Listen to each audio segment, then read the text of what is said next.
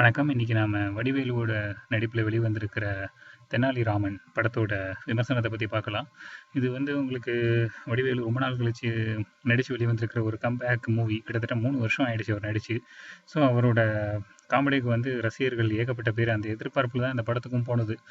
எந்த அளவுக்கு இந்த படம் பூர்த்தி செஞ்சிருக்கு அப்படின்னா, வடிவேலு ரொம்ப நாள் கழிச்சு ஸ்க்ரீன்ல பார்க்குறோங்கிற சந்தோஷம் மட்டும்தான் இந்த படம் குடுத்துருக்கு. மித்தபடி அவரோட கம்பேக்குக்கு ரசிகர்கள் எதிர்பார்த்த திருப்தி இந்த படம் குடுக்குமாங்கிறது என்ன பொறுத்தவரைக்கும் சந்தேகம் தான்.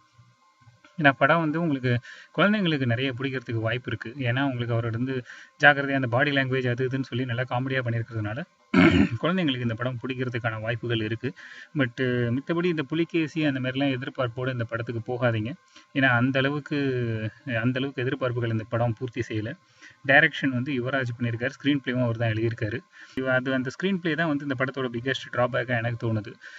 ரொம்பவும் ஸ்லோவாக போகுது. அதில் நிறைய இடங்களில் காமெடி அவுடேட்டடாக இருக்குது.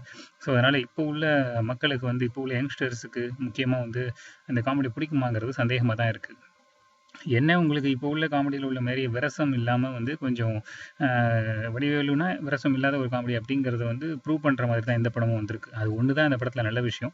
அது போக பாராட்டக்கூடிய விஷயங்கள் ஆர்ட் டைரக்ஷன், ஒளிப்பதிவு இது எல்லாமே நல்லா வந்திருக்கு.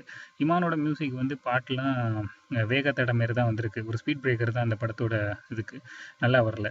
பேக்ரவுண்ட் மியூசிக் ஓரளவு பொறுத்துக்கிற மாதிரி இருக்குது. பட் மித்தபடி மியூசிக் பார்ட்டில் ரொம்ப ஆவரேஜாக தான் பண்ணியிருக்காங்க. மறுபடியும் இந்த படம் வடிவேலுக்காக மட்டுமே தான் போனது.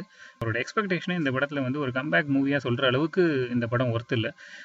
ரொம்ப ரொம்ப பிலோ ஆவரேஜ் படமாக தான் இது வந்திருக்கு. கண்டிப்பாக வடிவேலு ரொம்ப நாள் ஆச்சு பார்த்து, அதேமாரி விரசம் இல்லாத இந்த காமெடிகள்லாம் பார்த்தும் ரொம்ப நாள் ஆச்சு அப்படின்னா ஒரு டைம் பார்க்கலாம்.